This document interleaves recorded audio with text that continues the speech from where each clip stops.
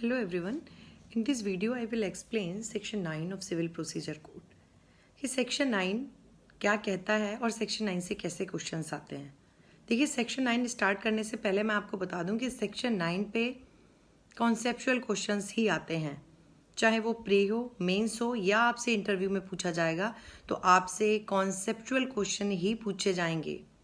इसमें कोई direct question आपसे नहीं होगा। जो क्वेश्चन आपको डायरेक्ट भी लगता है वो भी कॉन्सेप्ट पर ही बेस्ड होगा। तो आपको सेक्शन 9 में डिफरेंस पता होना चाहिए। What is the difference between civil suits and suits of civil nature. Civil suit क्या होते हैं and suits of civil nature, किन सूट्स को हम सिविल नेचर का मानते हैं, ये डिफरेंस अगर आपको पता है तो सेक्शन 9 के आप सारे प्रॉब्लम को सॉल्व कर सकते हैं। क्वेश्चन हमेशा इन्हीं पॉइंट्स के इर्द गिर्द होता है, तो आपको ये पॉइंट क्लियर होना जरूरी है। अब हम सेक्शन 9 स्टार्ट करते हैं। सेक्शन 9 की लैंग्वेज क्या है। सेक्शन 9 कहता है the court shall have jurisdiction. The court shall have, the term used is शैल। जब भी आप लॉ पढ़िए आप हमेशा देखिए व्हाट इज द टर्म शैल और मे। अब शैल जहां भी यूज होता है इट मीन्स वो प्रोविजन ऑटोमेटिक मैंडेटरी हो जाता है कोर्ट के लिए। कोर्ट के लिए जुरिसडिक्शन की कोर्ट की जो जुरिसडिक्शन है वो रिस्ट्रिक्ट हो जाती है। इट मीन्स दैट कि कोर्ट को वहां पर अब एक्सरसाइज करना ही पड़ेगा, इंटरटेन वो मैटर करना ही पड़ेगा, क्योंकि कोर्ट की डिस्क्रिशनरी पावर अब लेजिस्लेचर ने नहीं छोड़ी है। अगर वहां पर टर्म यूज होता मे, इट मीन्स कि कोर्ट को अपनी डिस्क्रिशन के आधार पर यह तय करना पड़ता कि मैं इस मैटर को इंटरटेन करूं या ना करूं। सेक्शन 9 में यूज हुआ है the court shall have jurisdiction to try all the matters of civil nature unless and until it is barred by express or implied bar either in CPC or any other law। ये main provision ये है, ये कह रहा है कि all the court shall have jurisdiction, सभी court का जुरिसडिक्शन होगा। All the court shall have jurisdiction to try the suit of civil nature. अगर कोई भी सूट सिविल नेचर का है तो सिविल कोर्ट को उन पर जुरिसडिक्शन होगी। अनलेस इट इज एक्सप्रेसली और इम्प्लाइडली बार, अन्यथा या तो यह साबित हो जाए कि ये जो सिविल नेचर का सूट है वो एक्सप्रेस और इम्प्लाइडली बार है, या तो सीपीसी में या किसी और लॉ में, तभी कोर्ट कॉग्निजेंस नहीं लेगा। नहीं तो सेक्शन 9 की लैंग्वेज कह रही है कि if any matter which is of the civil nature then definitely court will take cognizance and court will try such matter. अब आपको देखिए क्या देखना है, आपको ये समझना है कि सिविल नेचर क्या है, कौन से सूट्स को सिविल नेचर का सूट माना जाता है। जब आपको ये क्लियर होगा कि yes it is a suit of civil nature, तभी तो आप कोर्ट में जाएंगे, तभी तो आप कह सकते हैं कि इस मैटर पे कोर्ट की जुरिसडिक्शन है, क्योंकि सिविल नेचर सीपीसी में डिफाइन सेक्शन 9 में नहीं किया गया है। एक्सप्लेनेशन 1 एंड एक्सप्लेनेशन 2 जो है वो केवल इलस्ट्रेशन ही है एक तरह से। आप देखिए एक्सप्लेनेशन 1 और एक्सप्लेनेशन 2 में यही कहा है राइट टू प्रॉपर्टी और right to hold office, whether salaries और विदाउट सैलरी। ये जो ऑफिस है चाहे सैलरी के साथ हो चाहे बिना सैलरी के हो, वो भी सिविल नेचर का सूट माना जाएगा। ये तो एक बात हो गई ना कि ये भी सिविल नेचर का सूट होगा, वो भी सिविल नेचर का सूट होगा, लेकिन हम कैसे डिटरमाइन करेंगे कि क्या सिविल नेचर का सूट है। तो हमेशा ध्यान रखिए, देखिए जब भी किसी व्यक्ति का कोई विधिक अधिकार, if a legal right violets, in case of violation of any legal right and remedy is given in any statute in case of violation of such legal right. Suppose किसी भी व्यक्ति का कोई विधिक अधिकार जो कि किसी कानून में दिया है, यदि किसी व्यक्ति का विधिक अधिकार का उल्लंघन हुआ और उस अधिकार के उल्लंघन होने की दशा में उसके पास कोई रेमेडी है, कोई उपचार कानून में बताया है, तो आप उस उपचार को लेने के लिए न्यायालय तो जाएंगे ना। तो यदि विधिक अधिकार है और उस विधिक अधिकार का उल्लंघन हुआ है तो ऐसे मामले सिविल सूट होते हैं। If there is a legal right and such legal right violates, aggrieved must have to prove before the court that such legal right exists and my legal right has been violated, so I came before the court to seek remedy। तो ये तो होता है civil suit. सबको पता है legal right, आपको दो चीज देखनी होगी, legal right and their violation. Number 1, existence of legal right, and number 2, violation of such legal right.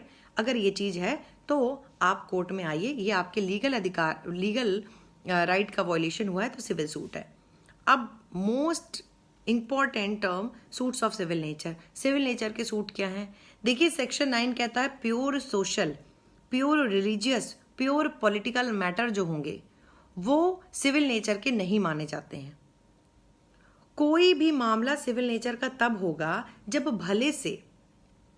भले से उसमें social issue, primarily prima facie आपको देखने से लग रहा है कि इस मैटर में कोई सोशल इशू इन्वॉल्व है, कोई रिलीजियस मैटर इन्वॉल्व है. But if prima facie it is shown that any social or religious matter involved, but the principal issue involved is violation of legal right. देखिए जो social issue लग रहा है ना, उसके भी डिटर्मिनेशन के लिए, for the determination of such social issue, if the principal question involve is the violation of legal right. मेरा मतलब है कि जब आप उस सोशल इशू का, जब कोर्ट उस सोशल इशू को डिटरमाइन करे, then somewhere any legal right violates. Court को ऐसा लगता है कि somewhere his legal right also violates, तो वो सोशल इशू के साथ में लीगल राइट भी अगर कोई इन्वॉल्व हुआ और वो लीगल राइट वॉयलेट होता कोर्ट को दिखा, तो वो मामले सूट ऑफ सिविल नेचर माने जाते हैं. मतलब सोशल इशू भले इन्वॉल्व हो, कोई रिलीजियस इशू भले से आपको प्राइमरीली लग रहा है ये सोशल और रिलीजियस इशू है, लेकिन वही मैटर, वही social or religious matter civil nature के सूट में बदल जाते हैं, जिनको डिसाइड करने में कोर्ट के सामने कोई लीगल इशू भी आ जाता है और उस व्यक्ति का सोशल इशू और रिलीजियस इशू के साथ में कोई लीगल राइट भी वॉयलेट होता है. एग्जाम्पल के थ्रू देखिए, राइट टू वर्शिप, पूजा करने का अधिकार. हर समुदाय के व्यक्ति को, समाज में रह रहे हर समुदाय के व्यक्ति को पूजा करने का अधिकार है, वर्शिप करने का राइट है. हिंदू समाज को मंदिर में जाकर, घर में रहकर पूजा करने का अधिकार है, राइट टू वर्शिप. मुस्लिम समुदाय के लोगों को अधिकार है कि वो घर में रहकर या मस्जिद में जाकर नमाज अदा कर सकते हैं. सिख समुदाय को अधिकार है कि वो गुरुद्वारे में जाके अरदास कर सकते हैं. इसी तरीके से जो विभिन्न समुदाय हैं उन सभी को राइट है. राइट टू वर्शिप सभी का है. अब किसी व्यक्ति को मंदिर जाने से रोक दिया जाता है, किसी व्यक्ति को रोक दिया जाता है कि आपसे अब तुम पूजा नहीं कर सकते, तुम इस मंदिर में नहीं आ सकते. किसी अब आप देखिए, आपको रिलीजियस इशू लग सकता है, सोशल इशू लग सकता है कि एक पर्टिकुलर कास्ट के व्यक्ति को हमने इस मंदिर में जाने से मना कर दिया कि आप आज से इस मंदिर में नहीं जाएंगे, तो ये लग रहा है कि रिलीजियस इशू है. लेकिन आप ये देखिए, क्या इस रिलीजियस इशू में, जो रिलीजन से संबंधित, आपके धर्म से संबंधित वाद है, आप ये देखिए क्या इसमें आपके किसी विधिक अधिकार का भी उल्लंघन हो रहा है? Whether any legal right also violated? तो आपको बिल्कुल समझ में आएगा. Article 25 of the Indian constitution part 3 हर व्यक्ति को अधिकार देता है, right to profess, practice, propagate. आप अपने धर्म का आप पूजा अर्चना कर सकते हैं, प्रचार प्रसार, प्रोपोगेट, ये सब कुछ, सब अधिकार आपको. राइट टू वर्शिप का राइट आपको कहाँ से मिलता है? आर्टिकल 25, और ये फंडामेंटल राइट है. विदाउट एनी रीजनेबल रिस्ट्रिक्शंस आपके इन अधिकारों का उल्लंघन नहीं हो सकता.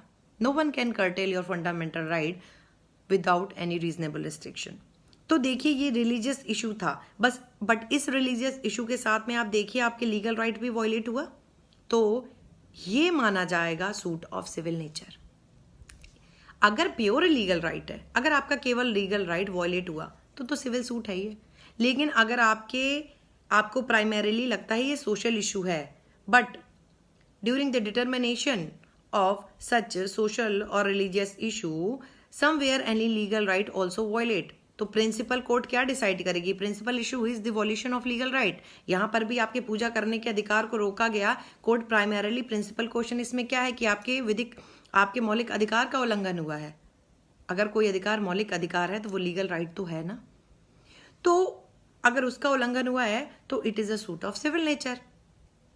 ऐसे ही किसी व्यक्ति को अगर किसी ने कोई सोशल रॉन्ग किया, उस व्यक्ति को आपने गांव में अक्सर ऐसा होता है, कई बार आपको देखने को मिलेगा, कुछ राज्यों में इस तरीके की अभी भी चलता है कि किसी व्यक्ति ने कोई सामाजिक अपराध, कोई सामाजिक रॉन्ग किया है, तो उसको क्या करते हैं, उस पर्टिकुलर कास्ट से बाहर निकाल दिया आपको, ठीक है, कि आज से आप हमारी कास्ट में, हम आपके साथ ना उठेंगे, ना बैठेंगे, ना खाएंगे, ना पिएंगे।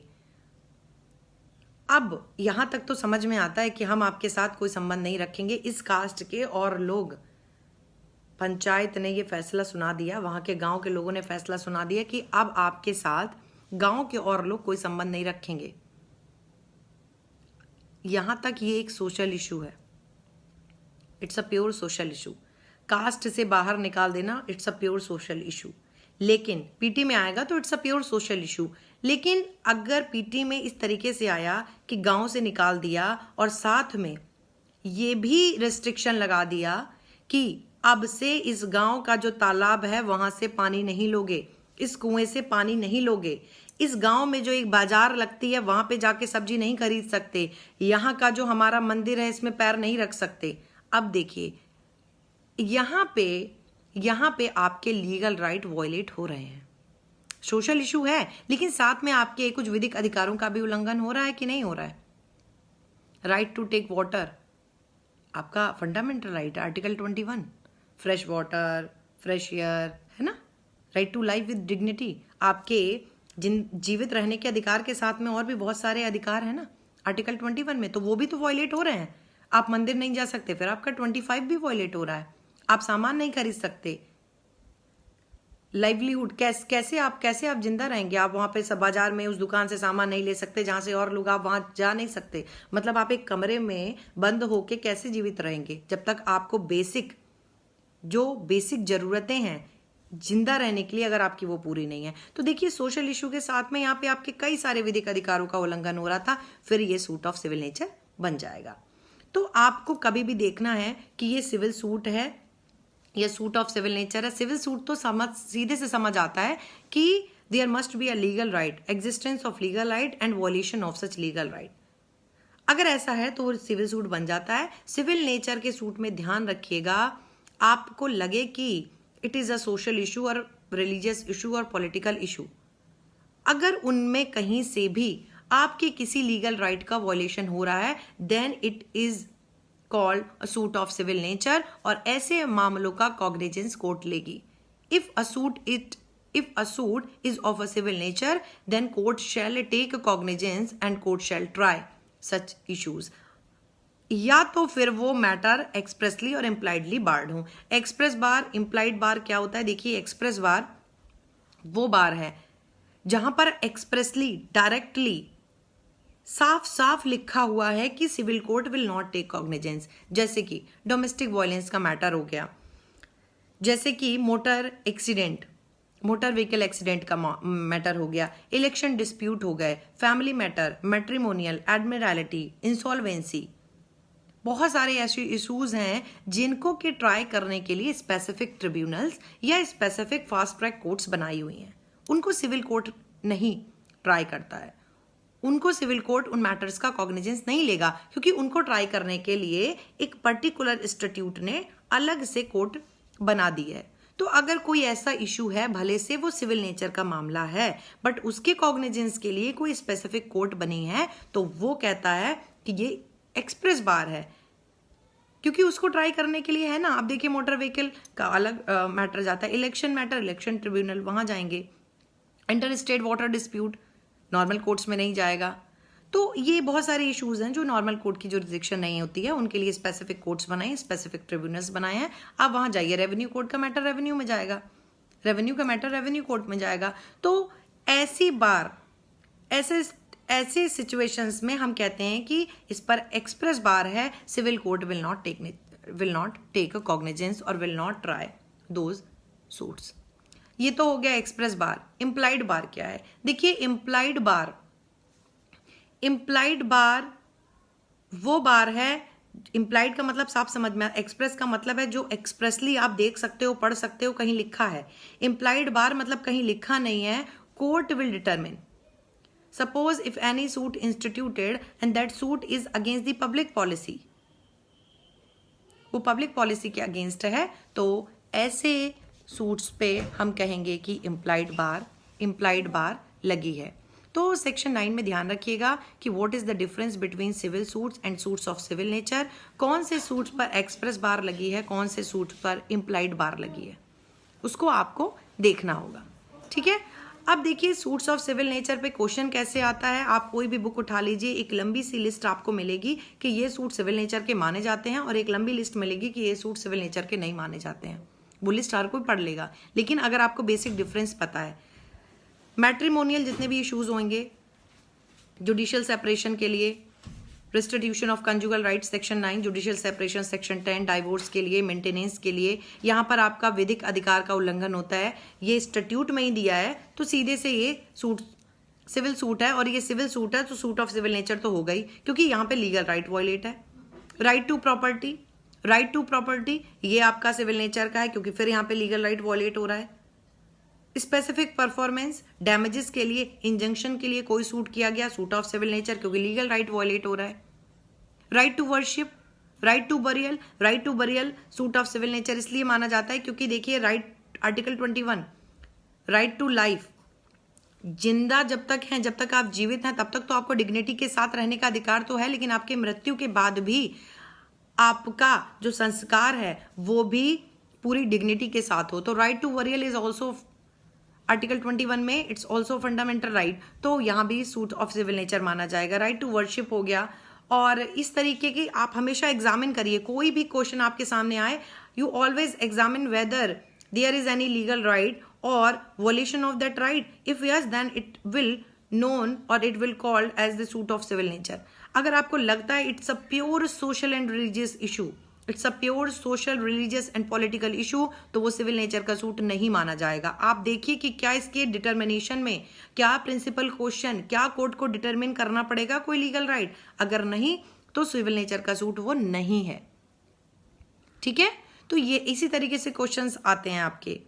तो सोशल इशू, कास्ट से बाहर निकाल देना, ये अगर इसमें अगर आप देख रहे हो कि केवल कास्ट से ही बाहर निकाला है, लेकिन बाकी के जो उसके विधिक अधिकार है वो अभी भी सुरक्षित हैं, उसको पानी लेने का, मंदिर जाने का, बाकी जो भी अधिकार है, खाना खाने का, खाना खरीदने का, है ना, चारा काट के लाने का, अपनी खेती करने का, ये सारे अधिकार अगर उसके अभी भी बने हुए हैं, राइट टू शेल्टर, ये सब बने हुए हैं, तो वो सिविल नेचर का सूट नहीं माना जाएगा, it's a pure social issue.